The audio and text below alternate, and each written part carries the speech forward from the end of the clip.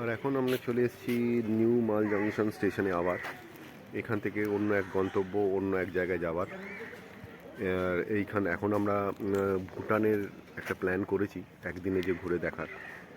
সেই প্ল্যানটা হিসাবে আমরা চলে যাব এখান থেকে ট্রেন ধরে হাসিমারা, এবং হাসিমারা থেকে কিছু একটা করে পৌঁছে যাব ভুটান গেট, জয়গাঁও।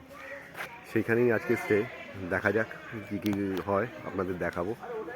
ততক্ষণ দেখে নিই আমরা নিউ মাল জংশন স্টেশনটি।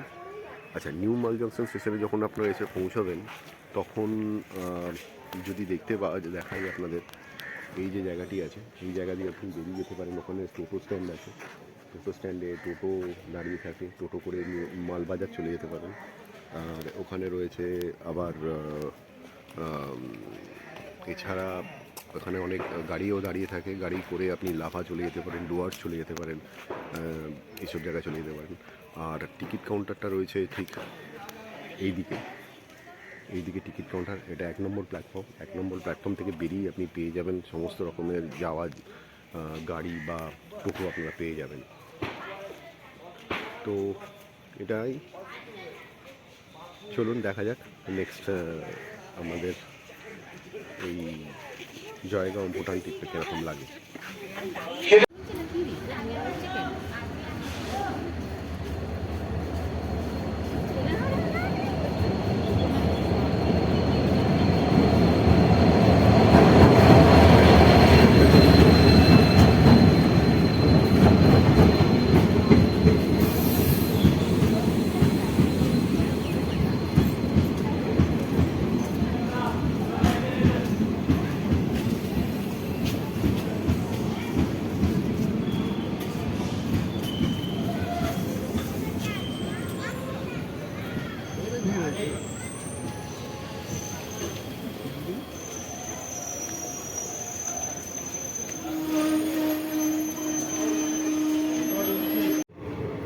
আমরা এখন জঙ্গলের মধ্যে দিয়ে চলেছি।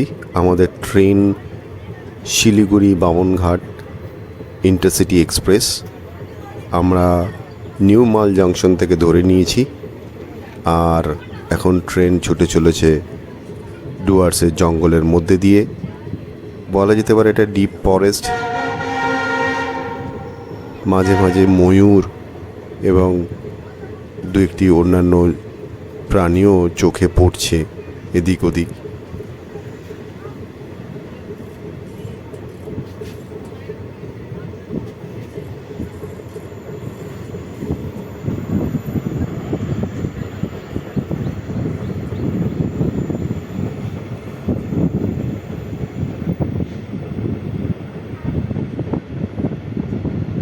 ট্রেন এই রেলপথে খুব বেশি জোরে দৌড়য় না, তার কারণ এখানে এলিফ্যান্ট করিডোর আছে, যেখানে হাতিরা মাঝে মাঝে রেলপথকে অতিক্রম করে এক জঙ্গল থেকে অন্য জঙ্গলে চলে যায়। তাই ট্রেন এখানে খুব একটা বেশি জোরে যেতে পারে না।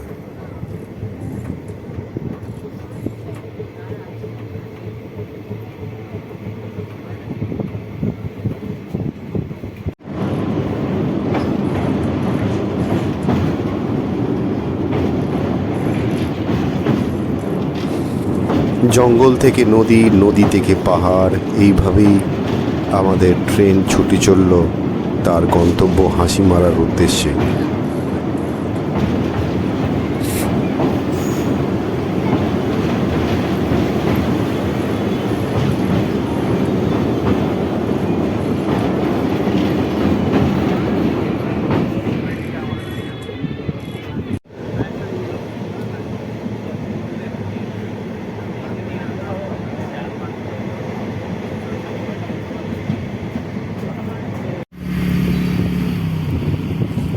হাসিমারা স্টেশন থেকে নেমে আমরা একটি অটো পেয়ে গেলাম, এবং অটোতে উঠে আমরা আমাদের গন্তব্য হাসিমারা থেকে জয়গাঁওর দিকে চললাম।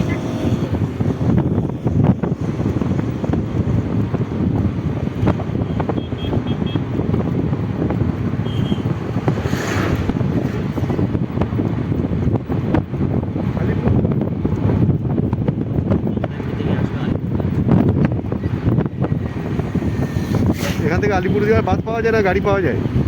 বাস পাওয়া যায়। হ্যাঁ, এইখানটা মানুষ বলতে পারছে কল্যাণী কল্যাণী লাগছে।